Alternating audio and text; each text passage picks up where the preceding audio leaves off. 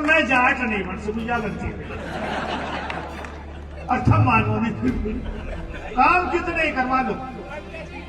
हमारे काम के कितना काम करवाते हो पर मैं जाट कहा तो हमको नहीं बताओ पर सारा जाट आ गया तो वो कौन भाग जाएंगी हम इतना तक कर ये थारा जोड़ा मचान पे हमारी सरकार बनी अब क्या ये दोगला जाट आगे सारी को मारू अब उसने भी थम नुमा दो गंगा जी में है तो सैनिक का ही बेटा ना जाट तो नहीं है पर थमने चाहिए जाट में करूं क्या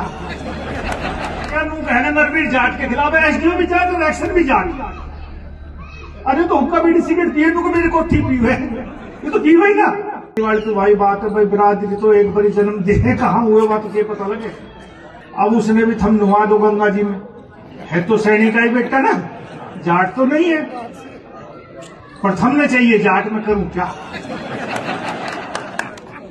अभी पंडित जी बहुत नाराज हो रहा था बोला अफसर काम ना माने मेरी बोला बिजली बोर्ड वाले ना करे और भाई गलती तो होगी मेरे तो दोनों जाट है और आइयो वहां ना करने एक बार दोनों अब बताओ और किसे लगाऊंगा मगर कहना नरवीर जाट के खिलाफ है एसडीओ भी जाट और एक्शन भी जाट अरे तो हुक्का बीड़ी सिगरेट पिए तो मेरे को ठीक पी है ये तो पी वही ना दारू का मुझे बेरे पर बीड़ी सिगरेट ना पी वही ना कहता होगा अरे कहा एक तो जो एसडीओ वो एक्शन है दोनों जाट है अपना गोच भी बता दो भाई अब मैं किसे लगाऊं बताओ अब भी ये थारा गांव का काम ना करे दोनों तो मैं क्या करूं भाई पूरे हरियाणा में ये था कि भाई सरकार कांग्रेस की बन रही है ये बावड़े तो बावड़े आदमी ने बिना था कि नरवीर एमएलए बन रहा है बादशाहपुर से लेकिन वो सोचे सरकार में हिस्सा हो जाएगा कोई बात है एमएलए तक के काम पड़े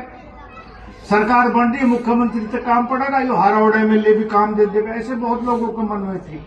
जो मेरी बिरादरी के बड़े बड़े ठोंडे हैं ना जो नुका मेरे गांव बन रहे हैं मेरा गांव है सिकोपुर दो बड़े बड़े ठोंडे थे दोनों खिलाफ हो गए और मैं जान तो गांव ने 1,28,00,000 रुपए दिए और 85% वोट दे दी बताओ कसर छोड़ी गई जो दो ठोंडे थे जैसे धर्मपाल एक ठोंडा और इसके खिलाफ और ये दोनों भाग जाए गांव ने रुपये बाब कहीं नहीं देखा ना मेरी फ्री में भी गलत थी पूरा गांव इकट्ठा पाया और जितना मैं जीवन में कभी सिकोपुर तो जीता ही नहीं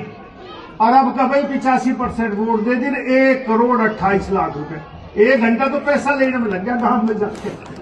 हम तो बहुमत की सरकार में पहले सरकार को डर होता था अब तो भाई हाथ ठाना सब जो विधानसभा में जाएगा जिस पार्टी का कितना नाराज हो उसको मुख्यमंत्री के पक्ष में हाथ उठाना पड़ेगा